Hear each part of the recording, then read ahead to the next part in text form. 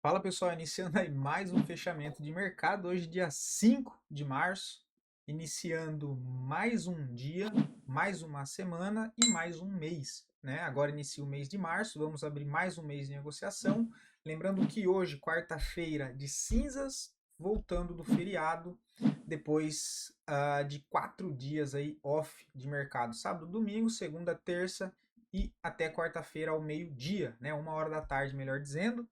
Abertura do pregão hoje mista, baixíssimo volume, queda de liquidez, uma semana mais curta, né? Nenhuma movimentação muito interessante, tá? Alguns poucos ativos, eu diria 3 ativos que chamaram a atenção no pregão de hoje, mas enfim, uma semana mais curta, a semana vai correr mesmo a partir da semana que vem que a gente começa a pegar uma semana cheia novamente. E vale lembrar que ainda até o final de março teremos divulgação de dados das empresas e que ainda deve entrar mais volatilidade para o mercado, que infelizmente na última semana, já no meio desse processo de demonstração de resultado das ações, a gente teve uma resposta do mercado em meio a isso mais negativa, ou seja, fechando a semana mais com viés de possível retomada de movimentação mais para baixo, beleza? Dito tudo isso, agora sim, se você ainda não é inscrito no canal, inscreva-se aqui embaixo e caso goste do conteúdo, considere aí deixar o seu like, porque ajuda muito o meu trabalho aqui desse lado, beleza? E para quem quiser, meu Instagram aí na tela, fico sempre à disposição de lá por vocês, ok? Pessoal, me perdoem o cenário aqui, tá? Eu tô sem minha cadeira, enfim, eu tô em processo de mudança e é o jeito que vai dar para gravar aqui, tá? Enfim, e no final do vídeo eu vou fazer uma explicação sobre a questão de jejum, tá? Porque teve uma dúvida ali, né? No outro vídeo que eu comentei que eu ia correr em jejum e tal, e aí, né, para tomar cuidado, enfim, mas, enfim, eu só vou explicar ali no final do vídeo essa questão do jejum também, né, para quem não gosta, para quem não, não faz o menor diferença em saber disso ou não, no final do vídeo pode fechar aqui e pronto, tá? Mas eu vou só dar uma explicação rápida ali no final. Enfim, vamos para o que interessa, né? De fato, gráfico. Ibovespa, hoje, como eu disse, um dia misto, baixíssima volatilidade, baixíssima liquidez, não mudou nada. A gente ainda está trabalhando com a questão do fechamento de sexta, que fechou perdendo o fundo principal, né, que era essa região, gerando a expectativa de uma movimentação um pouco mais para baixo, até porque a gente viu a maioria dos papéis fechando a semana com forte queda, novamente depois de testarem zonas de resistência importante, assim como foi o exemplo do próprio Ibovespa, marcando topo na região dos 129 mil pontos, que foi uma região que inclusive eu trouxe aqui para vocês há bastante tempo, antes mesmo de chegar lá em cima, que caso nós chegássemos aqui, seria uma região de importante importância para o nosso índice, que de fato ele não conseguiu romper. Tá? Tava crente que ia conseguir pelo menos tentar fazer um pivô de alta, não foi o que ele fez, ao invés de tentar um pivô de alta para romper o 130, 131, pelo contrário, ele voltou a fechar abaixo do fundo. Tá? Mas vamos aguardar aí a semana que vem, né, que a gente volta a ter a semana completa. Dando uma olhada rápida no dólar, o dólar hoje que chamou a atenção, tá pessoal? Abre o dia com uma queda de 2%, o dólar que fechou a sexta-feira rompendo congestão, chamando um viés de possível retomada de tentativa de alta, hoje acaba frustrando, pelo menos por enquanto, essa movimentação. Abre com um gap aí de 2%, que é uma queda forte para o índice, né, de moeda, e agora ele volta para dentro desse cenário de lateralidade no curto prazo. Tá? E os dois pontos de atenção aqui é o rompimento do suporte e o rompimento da resistência novamente. Como ele falhou a tentativa de romper a resistência, é possível que ele volte para testar fundo no 5.730. Se ele perde a região de 5.720, abre espaço para ele buscar os 5.560, que são as próximas zonas de suporte que eu já venho mostrando aqui para vocês também, que se caso o dólar continue com essa movimentação mais pesada para baixo no curto prazo, próximas regiões que devem revisitar é a faixa entre os 5.550 e 5.460 e depois, mas depois, lá embaixo no 5.300. Primeiro se preocupar com essa primeira região dos 5.500, né? Mas o dólar aí chamou um pouco a atenção também na abertura de hoje. Partindo lá fora, o S&P uma alta de 1% no dia de hoje, em cima de suporte dessa congestão que vem se formando em topo, né, que a gente já pode ajustar para cá, Fica essa região dos 5.700 suporte, resistência 6.150, essa região de congestão no S&P 500, tá? O índice da Nasdaq um pouco mais feio, hoje uma alta de 1,5, tentando se recuperar, né? Vamos ver se veio só aqui para fechar esse gap. Testou uma região de suporte aqui, olha que é importante, e já reage, né? No fechamento, o próprio fechamento de sexta, ele viola essa região de suporte e volta a fechar acima, que é um contexto que eu sempre comento com vocês, essa questão de ele violar uma região e voltar a fechar acima, e hoje uma alta relativamente forte, apesar do volume baixo. A gente tem aqui um viés de possível retomada de alta, mas nada dentro de uma tendência ainda bem definida. Movimentação de curto prazo do índice da Nasdaq é totalmente lateral com range amplo em topo, tá? O Brent desabou, né? Olha, perdeu as duas zonas de suporte que a gente tinha marcado aqui, que era no 70 e no 69 dólares, demonstrando muita fraqueza, e agora abre espaço para buscar um suporte mais embaixo, que é na faixa dos 66, tá? Que já é um suporte de médio prazo nessas regiões. Petróleo é então demonstrando uma certa não, né? Mas uma fraqueza no movimento e voltando o viés de fato bem negativo no curto prazo. Tá? Vamos ver, a dona está se segurando no 69 ainda, pode marcar fundo aqui e tentar fazer uma movimentação para cima, entendendo esse contexto mais de curto prazo de uma maneira lateral, né? Entre os 81 e a região dos 69, 70 dólares. Minério de ferro segue aqui bem mais feio, né? Cara de revisitar o suporte também dessa congestão que formou na região dos 109 aos 95 dólares.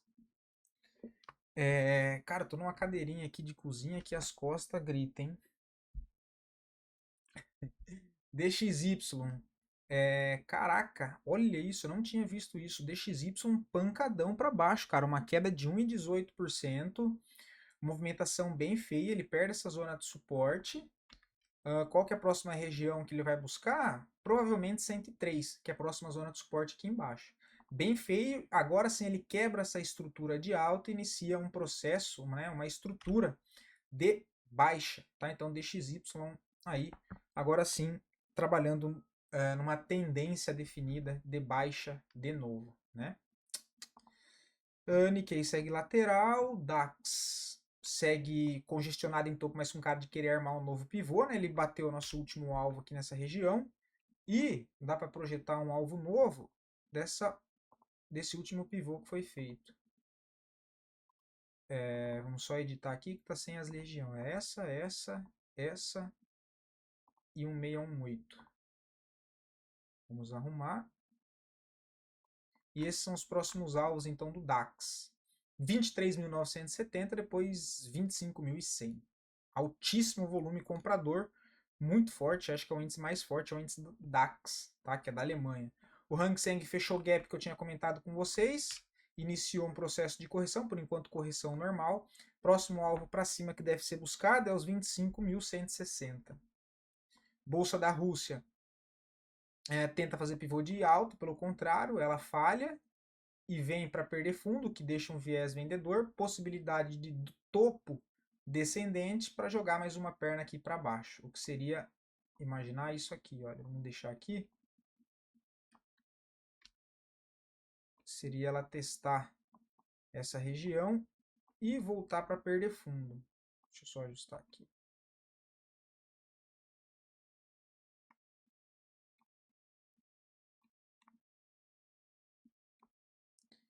Aqui. Seria esse pivô. Dow Jones também trabalhando com uma lateralização em topo, tá? Suporte sendo a região dos 41.900. Resistência 45.240. Ouro fez a correção que a gente comentou, foi em direção das 50, né? Olha, não segurou na 20 e veio até a 50. Eu comentei que poderia ter espaço tranquilo e seria inclusive bom se voltasse para 2.790, que seria ele testar essa cabeça do pivô aqui anterior.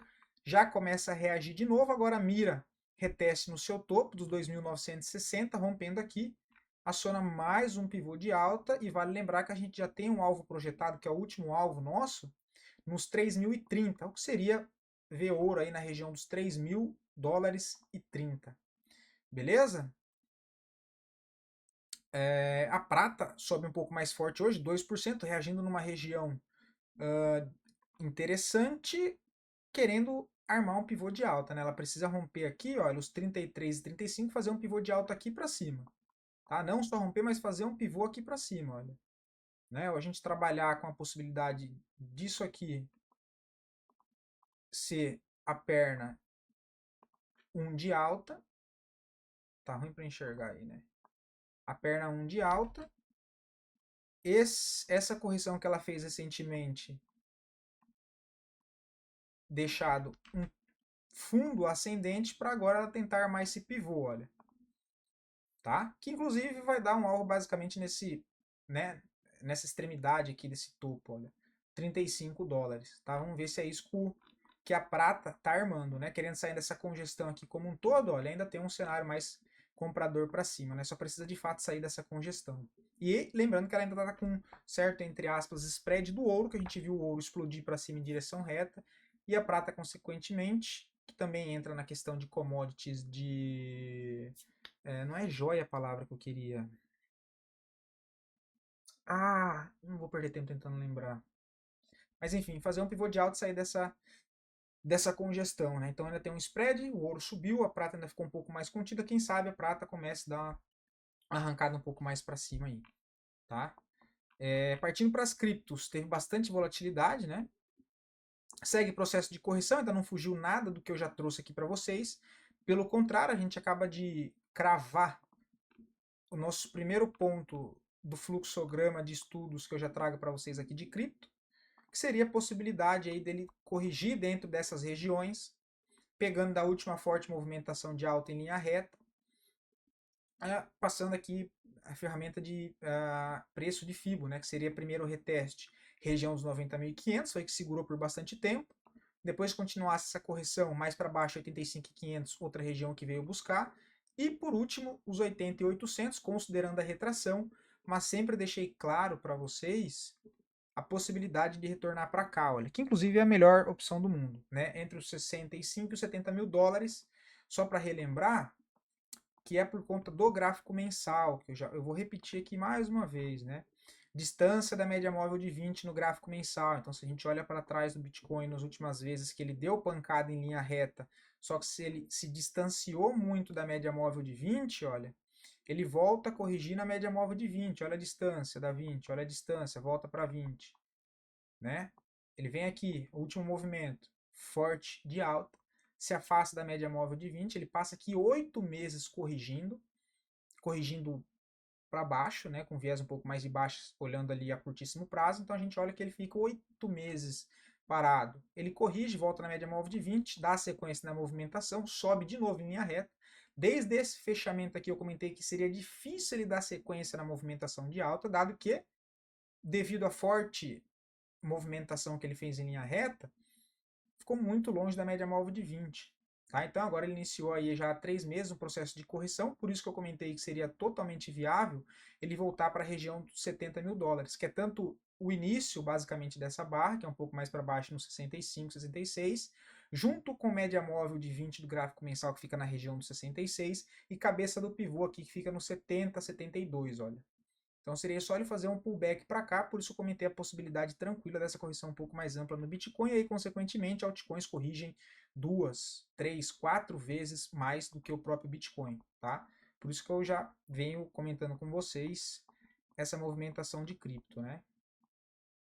O Ethereum também acabou caindo forte junto com o Bitcoin no final de semana, segurou lá naquela região de suporte na extremidade que eu comentei com vocês, no 2 mil dólares basicamente, tá? Que é uma região muito forte de suporte.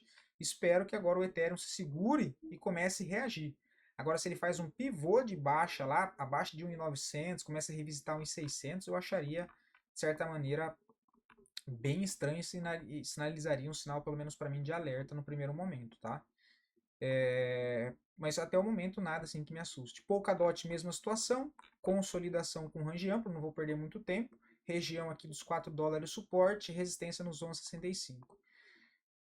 E aí o restante aqui, tudo do mesmo jeito. A VAX também reagindo em cima das zonas de suporte que eu já trouxe aqui com vocês. Correção ampla, né? Imaginando que o Bitcoin pudesse fazer uma correção ampla, é óbvio que a gente tem que esperar que as altcoins derretessem, né? É uma coisa meio óbvia no mercado, no sentido de o Bitcoin ter uma possibilidade de correção ampla, as altcoins devem corrigir muito mais forte, tá? Então também segue corrigindo a VAX, das que eu mostro para vocês. AVE também por enquanto corrigindo, viés de curto prazo ainda segue negativo, nada demais. MakerDAO também corrigindo. SNX também ainda segue aqui lateral corrigindo, não tem nada de interessante. Ondo USDT reagindo hoje mais forte, subindo 17%, né? Mas não muda o contexto ainda de correção e um viés mais negativo de baixa no curto prazo, tá entendendo que o papel ainda trabalha dentro de uma expectativa altista, mas no curto prazo passando por uma correção também, né? Apesar da alta de hoje de 17%, tecnicamente não muda, não altera nada no gráfico, né? E Link também, hoje uma alta de 10%. Por enquanto, formação de fundo exatamente onde a gente comentou que ela poderia retornar na faixa dos $13, quando já está marcado aqui que buscou no dia de ontem, abre possibilidade para movimentação de alta nos 23, mas por enquanto ainda sem tendência definida, né? Curto prazo mais negativo, né? Negativo no sentido dessas últimas movimentações, mas que sim chegarem em zonas de suporte de médio prazo importante, vamos ver se vão conseguir defender essa região, tá? Bom, e é isso. Voltando para a nossa bolsa, as duas ações que melhor performou no dia de hoje, que basicamente a gente não teve movimentação no dia de hoje, tá, pessoal? Foi um dia bem com baixa liquidez, mas enfim, as duas melhores performances, duas piores performances. Análise é pedido de vocês, respondendo as dúvidas de sexta-feira passada. Inclusive, mais uma vez, muito obrigado pela participação, pelos feedbacks. Agradeço muito, fico aí de novo, né, repetindo, muito feliz em saber que eu sigo ajudando vocês de alguma maneira.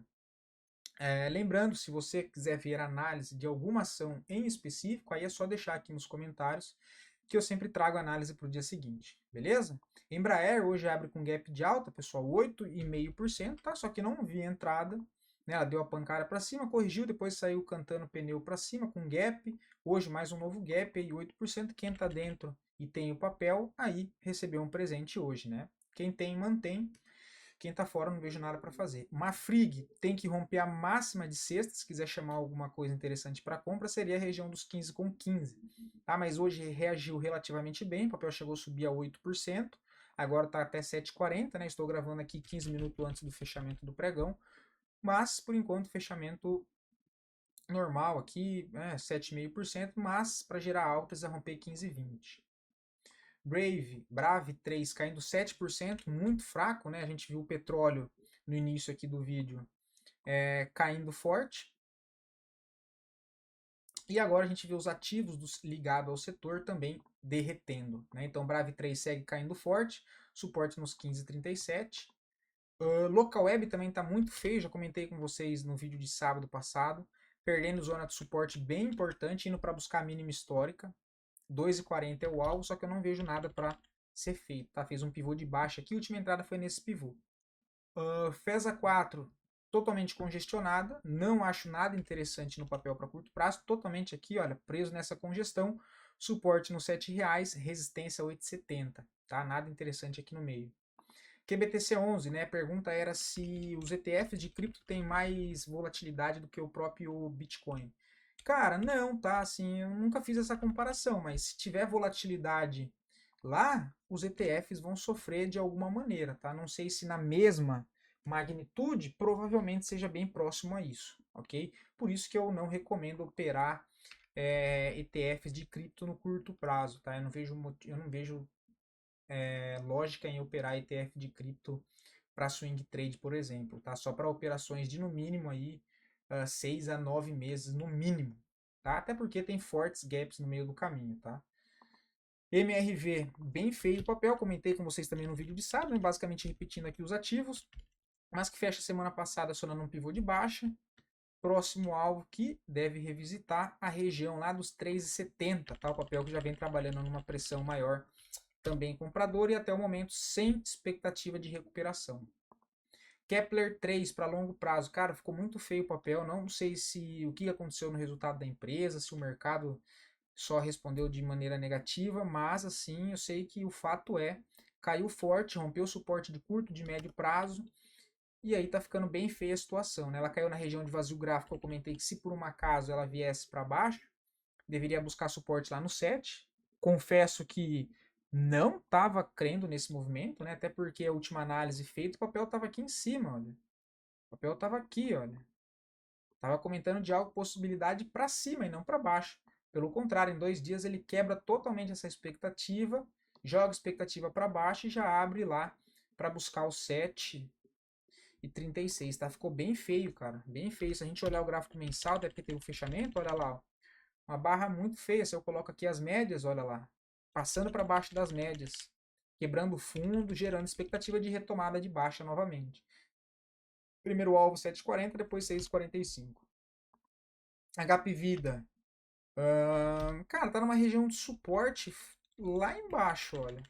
Pode ser uma tentativa de contra-tendência, tá? Não seria de malha loucura, não. A gente olha aqui, tem uma leve divergência de alta, que não é nada significante, tá? O papel está bem fraco. Tendência principal de baixa.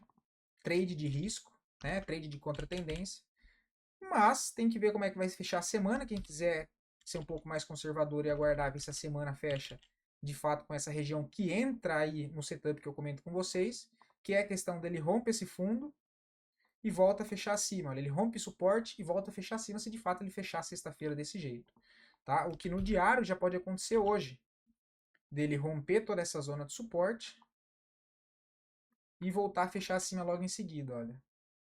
E aí eu tenho a possibilidade de compra no rompimento da máxima de hoje, com stopzinho na mínima, tentando buscar pelo menos essa região aqui, olha. 19%, né? Mas lembrando, percentualmente é grande assim, por conta do valor nominal baixo, né? A diferença seria 40 centavos por ação. Contra um stop na faixa de 8, de 20 centavos por ação também. Então, não é nada assim que chame muita atenção. Como eu disse, em semanas curtas, prefiro esperar a semana normalizar e montar a posição concreta na segunda-feira, tá? Do que entrar no meio desse balaio de gato do meio da semana, entre gap, resultado de empresa, saindo de carnaval, mercado movimentado lá fora, baixa liquidez na nossa, então prefiro esperar a semana ali cheia, tá? Sendo bem sincero com vocês, mas quem gosta, tá aí. IGTI 11 não acho nada, papel bem fraco, tentou romper linha de tendência de baixa de curto prazo, acabou perdendo força, frustrou esse rompimento, entra a pressão vendedora, né, faz um pivô de baixa aqui em cima, joga expectativa para baixo de novo, perdeu esse fundo, abre espaço para buscar o fundo principal. Fundo principal esse que é 16,47, mas nem por isso eu acho interessante vender aqui. Tá? Para eu vender ele, teria que fazer mais uma correção aqui para cima, ou congestionar 3, 4 dias aqui lateral, para depois tentar pegar algo para baixo, mas não é algo que me agrade de fato. ISA E4 setor elétrico, cara, o papel tá lateral, né, no curto prazo. Se ele rompe 24,10, ele aciona um pivôzinho de alta. Entra numa região de vazio gráfico e tem um gap para ser fechado aqui, olha. Mas não me chama muita atenção. Mas tem essa possibilidade. Tem um gap aqui, olha. 25,62, 24,95. Então a região de gap aqui, olha, que pode ser fechada. É algo que me interessa? Confesso que não muito. Tá? Não muito, porque vai ser um pivô saindo de uma congestão, é um movimento mais travado, então não é algo que me agrade muito por enquanto, tá? Mas é uma possibilidade, né? Tem que ver como é que vai ser feito esse rompimento. Itaúsa, curto prazo, não vejo nada, tá? O papel que no médio prazo ainda trabalha numa estrutura de alta, mas no curto prazo formou um padrão de correção complexa, o que é um padrão de megafone, né? Quando a gente tem topos cada vez mais alto e fundos cada vez mais baixos, porém sem uma tendência pré-definida que arma esse megafone onde o preço trabalha nas extremidades dessa região, tá? Sendo buscando suporte próximo a essa linha de preço vertical e resistência lá nas extremidades da parte de cima, ok? No curto prazo não tem nada. Última coisa interessante que teve aqui, que inclusive acho que eu comentei com vocês, foi esse Okoi aqui no fundo, né? Aqui, olha, Okoi, junto com barra de exaustão, de venda, né? Com padrão de reversão de curto prazo, tinha divergência de alta que eu mandei para vocês aqui, próximo a essa zona de suporte do contexto de correção de médio prazo em topo que eu comentei, que é o megafone. Então, a última oportunidade para fazer algo pensando em curto prazo foi aqui, né? Olha, essa barra de ignição, acionamento de Okoi. Depois deu uma possibilidade aqui, ó, no trade de correção, que está sem média, mas se eu colocar a média vai ter dado trade de correção aqui na média, olha. que eu sempre comento com vocês. Ó, movimentação, vem próximo da 9, rompeu máxima compra, stopzinho um pouquinho mais para baixo nesse contexto, né? E aí foi embora. Agora já não vejo nada interessante, tá? Já começa a jogar o viés mais para baixo de novo. Buscou a zona de oferta aqui dessa barra e perde força novamente nessa região. É mais provável que ela volte essa movimentação para baixo, até porque o cenário, por enquanto que a gente tem contando o fechamento ali de sexta, um viés mais negativo, né? E ENEV 3 também não vejo nada, tá? Até estava achando interessante tentar algo aqui para cima, mas o papel demonstrou bastante fraqueza nessa tentativa de romper essa região, olha, que não é uma região fácil, uma região bem brigada, zona de força forte, que é a faixa dos 12, 13 reais, antigo ponto de suporte, agora funcionando como resistência, tá? Perdeu bastante força no fechamento de semana, pode querer dar mais uma jogada para baixo, mas nada que agrade também no curto prazo, beleza? Então sobre as ações é isso, ok? E referente à questão do jejum, tá, pessoal? Fica tranquilo. É claro que jejum, se for feito de maneira errada, né, você vai ter vários malefícios, né? Você vai ter dor de cabeça, você vai ter enjoo, fraqueza, vontade de desmaiar, entre várias outras coisas. A questão do jejum é alinhada a uma alimentação, né? Então eu, como treino bastante e corro, eu mantenho uma alimentação aí de 70 a 80% focada em proteína animal, que carne, gordura animal, manteiga, não margarina, né? Enfim, queijo, mel, fruta. Então você tem que ter uma alimentação muito boa, como muito ovo. Então, se você tiver uma alimentação alinhada, você consegue fazer jejum não pelo simples fato de eu querer falar assim, eu não quero comer porque eu vou fazer jejum, eu vou ficar brigando com a fome só para não comer para fazer jejum. Isso não é jejum, tá? Isso não tem nada a ver.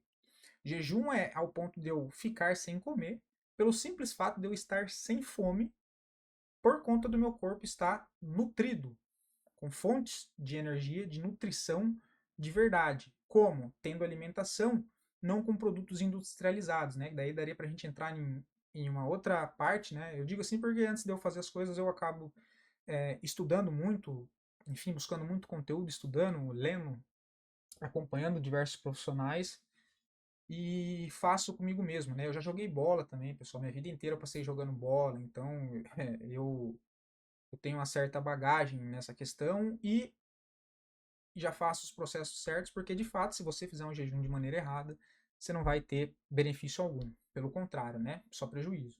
Já um jejum alinhado à alimentação, à prática de esporte, você acaba tendo bastante benefícios, porque o nosso corpo fisiologicamente natural, ele não foi feito para usar glicose e carboidrato refinado como fonte de energia, que é o que o nosso corpo ficou acostumado a fazer desde quando inventaram o processo de industrialização de alimentos, principalmente nos últimos 10, 15 anos, que mudaram toda a composição dos alimentos. Enfim, a gente poderia entrar num outro assunto aqui das Big Pharmas, enfim, que é um buraco, uma toca de coelho muito grande. Particularmente é um assunto que eu também gosto e estudo muito, mas não dá para entrar, não dá para falar sobre isso aqui. Mas enfim, então você tem que ter uma alimentação bem alinhada, cara. Eu corro 21 quilômetros em jejum tranquilo, né? Tenho alimentação durante a semana. Então você tem que ter uma alimentação alinhada para você conseguir fazer um jejum. Não porque você está brigando com a fome, é simplesmente que seu corpo está nutrido e você fica ali. Você consegue ficar sem comer porque você está sem fome. E quando te dá fome, eu vou e como. Normal.